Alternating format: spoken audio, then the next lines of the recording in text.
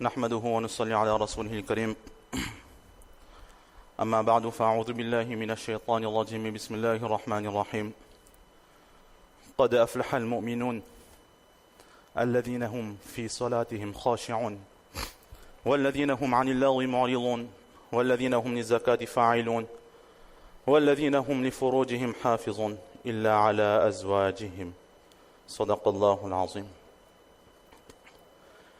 Mes chers frères, toute louange, Allah subhanahu wa ta'ala, Allah, le clément, le miséricordieux, Allah subhanahu wa ta'ala, qui nous a réunis dans sa maison. On aurait pu dire pour célébrer un nikah, mais après les éloges faits sur le saint prophète sallallahu alayhi wa sallam, la conclusion est que Allah nous a réunis uniquement pour louer sa grandeur. Allah, Allah, Allah. Dans ces éloges du saint prophète sallallahu alayhi wa sallam, As-subhu bada min tal'atihi. Le jour est arrivé, le jour a débuté, la lumière est arrivée par la venue du saint prophète Muhammad Rasulullah sallallahu alayhi wa sallam. De la même façon, Allah subhanahu wa ta'ala, dans notre vie, il nous a donné notre prophète Muhammad Rasulullah sallallahu alayhi wa sallam, et il nous a donné l'enseignement de son bien-aimé Muhammad Rasulullah sallallahu alayhi wa sallam, dans lequel nous retrouvons un enseignement qu'il a dit An-nikahu min sunnati, que le mariage fait partie de ma sunna. Le prophète d'Allah sallallahu alayhi wa sallam arrive après une époque d'obscurité. Lorsque la prophétie lui est donnée, alors as-subhu bada min tal'atihi, par sa venue, eh bien la lumière est arrivée pour l'humanité en entière. Lorsqu'Allah subhanahu wa ta'ala nous a envoyés sur terre dans notre jeune âge, eh bien nous avons reçu l'éducation de nos parents, nous avons grandi, nous avons atteint l'âge de la puberté, l'âge de tous les dangers. Mais Allah, par sa miséricorde, il nous a protégés par l'enseignement de nos professeurs, par le sacrifice de nos parents et de nos grands-parents. Aujourd'hui, nous sommes tous là pour célébrer ce nikah qui est tout simplement la traduction de celui qui a choisi dans sa vie de se préserver de l'interdit pour aller dans ce qu'Allah subhanahu wa ta'ala il a rendu licite. An-nikahu nisful iman, nous étions jeunes, eh bien nous avons le iman, la moitié du iman. Le mariage emmène l'autre moitié du iman. Lorsqu'on se marie, alors as-subhu bada min tal'atihi, que on se marie, à présent notre iman il est complet. La lumière Allah il déverse sur nous, la lumière Allah il déverse sur les familles de ceux qui vont se marier. Le nikah est un bienfait, un ni'ma qu'Allah subhanahu wa ta'ala nous a accordé. Et à travers le nikah, tout simplement, c'est un moyen pour chacun d'entre nous de parfaire notre croyance. Nous avions dit lors du chant Allah, Allah, Allah, mais par ce nikah, le prophète d'Allah sallallahu alayhi wa sallam nous a enseigné à faire entrer ces paroles de la langue sur la langue du cœur. Allah, Allah, Allah. Lorsque nous faisons le mariage, eh bien, d'une façon, nous obéissons aux ordres d'Allah subhanahu wa ta'ala, mais dans le mariage, ce qui est demandé à chacun d'entre nous, c'est d'entretenir ce mariage, entretenir le nikah que nous allons célébrer. Et le nikah qui va être célébré, et tous les nikahs qui ont déjà été célébrés et qui seront célébrés pour l'entretenir, Hazrat Maulana Hakim Akhtar rahmatullah alayh, il disait que beaucoup d'entre nous pensent que la piété, beaucoup d'entre nous pensent que la réussite se trouve dans un grand nombre d'adorations, dans des nuits passées en éveil, dans des journées passées en jeûne et dans une fortune dépensée dans le chemin d'Allah subhanahu wa ta'ala. Mais la réalité, c'est que le prophète d'Allah, dans le chant, on a dit, il a été la lumière. La finalité de cette lumière, c'est qu'il a été invité par Allah subhanahu wa ta'ala. Et comment est-ce qu'il a été invité par Allah subhanahu wa ta'ala? Lorsque les trois compagnons sont venus voir son épouse, quelles sont les actions du prophète d'Allah que nous limitons? Alors elle répond qu'elle fait quelques prières, il fait quelques prières, il passe un peu de temps dans la nuit en éveil et il jeûne de temps en temps, il rompt son jeûne. Les compagnons ont dit que c'est le prophète d'Allah, il a son degré, ce n'est pas suffisant pour que nous puissions arriver à Allah subhanahu wa ta'ala. Alors ils ont dit que un va dire que je vais passer toutes mes nuits en éveil, l'autre qui va dire que je vais jeûner tous les jours et l'autre qui va dire que je ne me marierai pas. Et le prophète d'Allah sera mécontent, qui va dire que moi je suis le plus pieux parmi vous. Et ça c'est mon mode de vie. Faman raghiba an sunnati falaysa minni. Celui qui pense que la façon dont j'enseigne la pratique de l'islam n'est pas correcte, alors il ne fait pas partie de ma communauté. Dans ce récit, nous voyons que la piété, ce n'est pas la quantité. Allah nous a donné, chacun fait selon ce qu'il est capable de faire. Mais la réussite et la proximité d'Allah subhanahu wa ta'ala se trouve dans un autre aspect de la vie du saint prophète sallallahu alayhi wa sallam que nous sommes obligés d'appliquer dans le nikah si nous voulons protéger notre nikah. Le prophète d'Allah sallallahu alayhi wa sallam, l'autre côté de sa vie que nous négligeons, ce sont les bons comportements. Ce sont les bons comportements et le nikah, il est la moitié de la foi parce que si nous voulons garder ce nikah, nous sommes obligés de bien nous comporter. Dans chaque partie ou chaque moment de notre vie, nous sommes en société, que ce soit dans la mosquée, que ce soit à la maison, que ce soit dans le magasin, que ce soit avec les amis, celui qui se comporte mal, celui qui n'est pas correct avec les autres, eh bien on le refoule, on le rejette. Il est normal aussi que dans la maison, lorsque l'époux et l'épouse mutuellement ne se respectent pas, il n'y a pas cet amour mutuel, il n'y a pas ce respect mutuel. Il est normal que comme ailleurs, à un moment donné, on se dit, ça suffit. Prends ton chemin et je prends mon chemin. Mais le prophète d'Allah, sallallahu alayhi wa sallam, à travers le mariage, il nous a enseigné comment nous comporter avec ses épouses. Le temps est restreint, la vie du prophète d'Allah est très longue. Quelques exemples de ce que le prophète d'Allah lui-même faisait ou a enseigné de faire avec ses épouses. Hazrat Jabir radiallahu ta'ala, une fois revenait d'une campagne, la campagne de Khaybar de mémoire avec le prophète sallallahu alayhi wa sallam, et dans le chemin il dit au prophète d'Allah, eh bien, je n'ai pas été marié encore, fais dua qu'Allah il ouvre mon chemin. Quelque temps plus tard, il se marie, et le prophète d'Allah sallallahu alayhi wa sallam dit, tu t'es marié? Oui, je me suis marié. Ah, c'est très bien, et qui est l'heureuse élue en ce sens? Il dit que c'est une femme qui a déjà été mariée auparavant. Le prophète d'Allah sallallahu alayhi wa sallam a dit en ce sens, donc elle est âgée, mais pourquoi est-ce que tu n'as pas choisi par rapport à ton âge quelqu'un de plus jeune? Tu aurais pris quelqu'un de plus jeune et tulaibuka wa tulaibuha.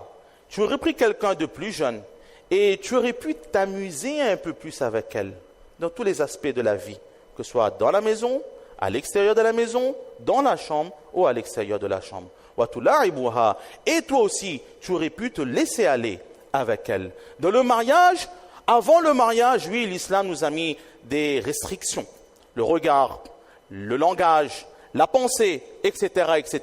Mais dans le mariage, ces interdits, Allah les a enlevés, mis à part quelques interdits que les savants se feront un plaisir de détailler par la suite. Mais dans le mariage, eh bien, ce n'est pas tout simplement qu'un homme entre dans la maison et la femme est au service, ou un homme entre dans la maison et la femme ordonne ce qu'il faut faire de la maison, mais c'est une vie mutuelle, exactement comme des enfants qui s'amusent. Ils sont innocents.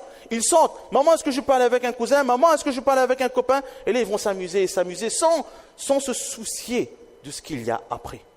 Dans le mariage, l'union entre ces deux personnes, c'est cette insouciance qui est cachée par l'amour et la muhabba qu'Allah il a descendu à travers le nikah. Hazrat Aïcha radiallahu ta'ala anha, elle explique la galanterie du prophète sallallahu alayhi wa sallam, qui disait qu'il arrivait que j'étais en période, en état d'impureté, elle avait ses haïs, donc la salat était interdite sur elle, et donc elle était en état d'impureté, il lui arrivait de boire de l'eau ou quelque chose, le prophète d'Allah sallallahu alayhi wa sallam récupérait ce récipient et regardait à quel endroit est-ce que son épouse avait posé ses lèvres, et il posait les lèvres au même endroit. Hazrat Aïcha radiallahu ta'ala disait que j'étais en état d'impureté, je mangeais de la viande, je croquais un morceau de viande qui était encore sur son os. Le prophète d'Allah prenait et il croquait au même endroit. De mémoire dans un récit du Abu Daoud Sharif, le Hazrat Aïcha radiallahu ta'ala anha qui dit elle-même qu'il nous arrivait que, à l'époque, il n'y avait pas de salle de bain, il n'y avait pas de baignoire, il y avait des grandes bassines parfois dans les maisons pour prendre les bains. Eh bien, il m'arrivait que je prenais le bain avec le prophète sallallahu alayhi wa sallam. Nous étions tous les deux dans le bain. Et le prophète d'Allah, pour m'ennuyer, ou moi pour l'ennuyer, je prenais rapidement de l'eau et j'utilisais. Et l'un disait à l'autre, attends, laisse un peu pour moi, finis pas tout, laisse un peu pour moi. Et pour s'amuser, il jouait avec cette eau, un époux et une épouse. Il était prophète d'Allah. Il n'est pas allé jusqu'où nous on peut aller. Il est allé jusqu'à Allah. Prophète d'Allah, il est allé jusqu'à Allah. Là où Hazrat Moussa alayhi salatu wassalam, il est parti sur le mont et il a parlé avec Allah. Kalimullah, wa ma tilka biyaminika ya Moussa, qala hiya asay, atawakkau alayha wa ahushu biha ala ghanami. Il a parlé avec Allah. Allah lui a dit, oh Moussa, qu'y a-t-il dans ta main? Il aurait pu dire, les mufassirines disent qu'il aurait pu dire, c'est mon bâton. Mais non, il a dit c'est mon bâton et avec lui je prends appui, avec lui je guide les animaux et avec lui je casse les feuillages dans les arbres. Pourquoi? Pour faire durer cette discussion avec Allah subhanahu wa ta'ala. Le prophète d'Allah il est parti de le Mi'raj. Allah subhanahu wa ta'ala lui accorde ses 50 salats. Vous connaissez toute cette histoire quand il descend, il voit le prophète Moussa alayhi salatu wa salam qui dit 50 c'est trop. Mahouma n'a pas pu faire. Dit Allah de diminuer. D'un côté, le prophète sallallahu alayhi wa sallam il est allé pour faire diminuer, pour nous faciliter la salat 5 prières par jour. Mais d'un autre côté, les Ahlullah, qu'est-ce qu'ils disent? Le prophète d'Allah, sallallahu alayhi wa sallam, il a accepté volontairement de partir et de revenir, de diminuer de 5 en 5, afin qu'à chaque fois, il puisse de nouveau contempler Allah. Là où Moussa, il a parlé une fois, le prophète d'Allah, il est parti à 9 reprises pour voir Allah subhanahu wa ta'ala. Et ce même prophète, comment est-ce qu'il se comporte avec son épouse? Comme un homme simple, un homme aimant, un homme qui aime son épouse et une épouse qui aime son mari. Une fois, on a posé la question à Aïcha radiallahu anha. Oh Aïcha, ton mari c'est le prophète d'Allah. Ton mari c'est le président. Ton mari c'est le savant. Ton mari c'est le imam. Ton mari c'est le mufti. Ton mari est un commerçant. Ton mari est un personnage public à Madina Munawwara. Il avait toutes les responsabilités. Il était président, il était ministre, il était tout. Mais que fait-il dans la maison à un moment donné? Il se repose. Hazrat Aïcha radiallahu ta'ala anha qui dit non. Le prophète d'Allah sallallahu alayhi wa sallam, quand il est à la maison, il est un simple homme. Tous ses habits, toutes ses casquettes, il met de côté. Il devient un homme. Il devient un mari. Il s'occupe de ses vêtements. À l'époque, il n'y avait pas de machine à laver. Ceux qui sont partis dans des pays asiatiques, parfois dans les vêtements, il y a des petites puces, 4 mâles, qui viennent et qui piquent. C'est très ennuyant. Le prophète d'Allah, il nettoyait lui-même ses vêtements. Il allait traire le lait. Il allait faire les courses. Il allait prendre le lait pour emmener à la maison. Il allait faire les courses lui-même. Il s'occupait de lui-même. Il prenait soin de lui par soi-même. Et non pas en appelant son épouse. Ah, emmène ça. Ah, prépare ça. Ah, fais ça. Non, il allait.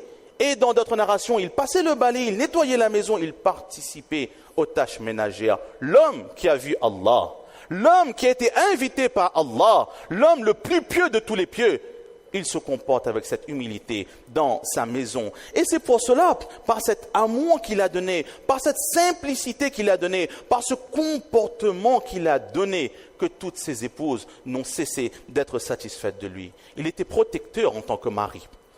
Et là nous voyons, Hazrat prophète d'Allah sallallahu alayhi wa sallam, avec le meilleur des comportements. Dans plusieurs narrations, nous voyons que parfois il y a eu des petites frictions avec certaines épouses. Donc ne pas se dire qu'on va se marier, ce sera tout le temps le bonheur. Parce que dans le bonheur se trouvent aussi parfois les frictions. La nourriture, si elle est trop fade, eh bien à un moment donné, ça en lasse. Un petit peu de piment, un petit peu de masala, un petit peu relever le goût un petit peu, piquer un petit peu. Les larmes vont couler un petit peu, le nez va couler un petit peu, mais à la fin on va dire à manger, t'es bon.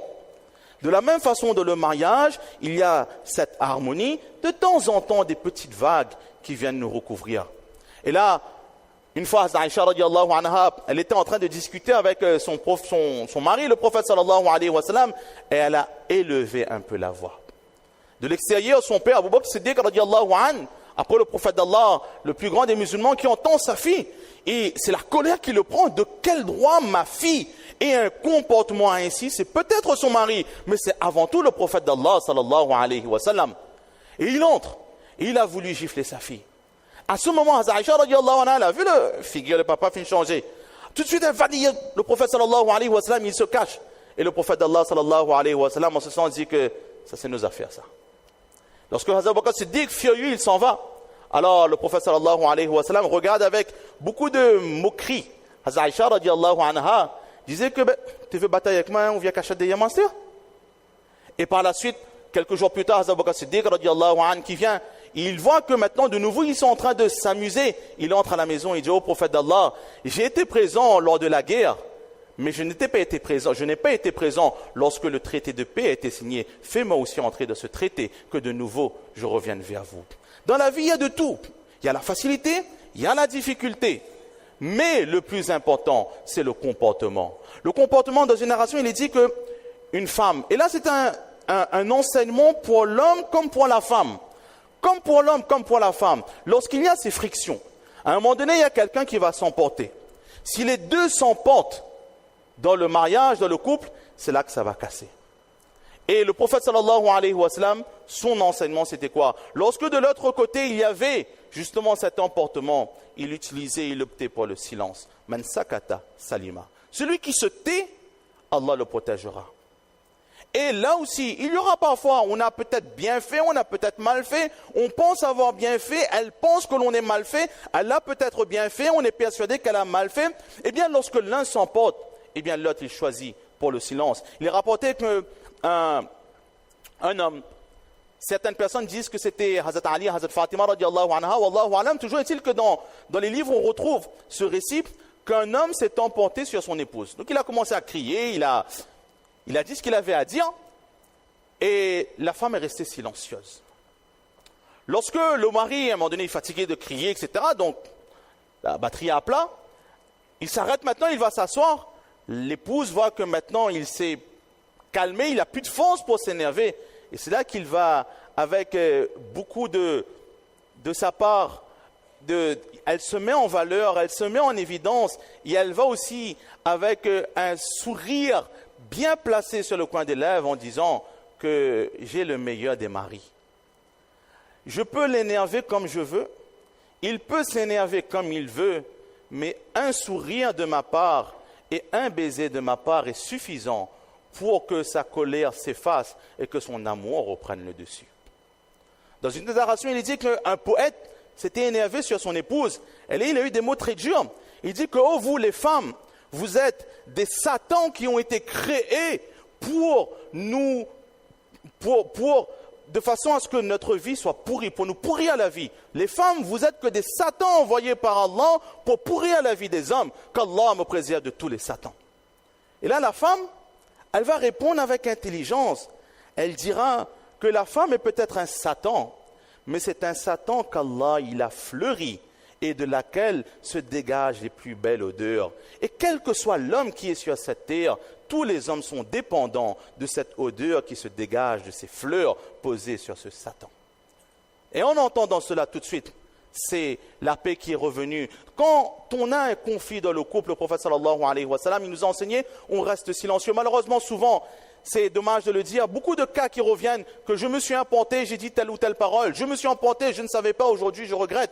Non, le regret qui vient après dans le mariage, c'est trop tard.